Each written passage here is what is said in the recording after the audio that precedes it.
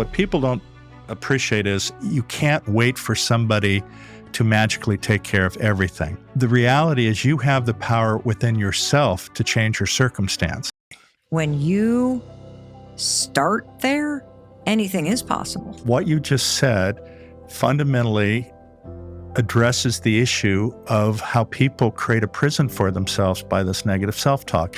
Every time they make a negative statement, it's as if they're laying down a brick and the walls get higher and it gets darker. Yet, all of us have the key in our pocket to let yourself out of the prison that you created. So many people make judgments about people.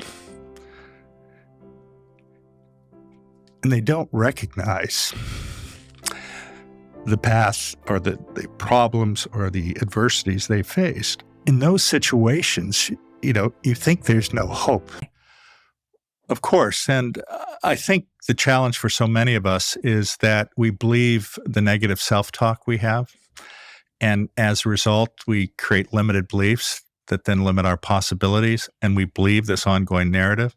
And I don't mean this in a negative way, but I mean you can't wait for somebody to magically take care of everything.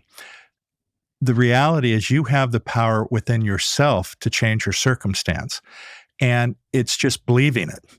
And listen, I will tell you, as you know, I grew up in a challenging background. My father was an alcoholic. My mother had had a stroke when I was a child.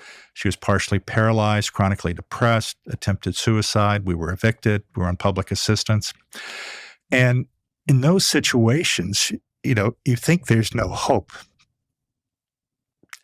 But as I found, and for my first book, Into the Magic Shop, I walked into a magic shop and met a woman who looked at me as a human being. And what I mean by that is so many people make judgments about people.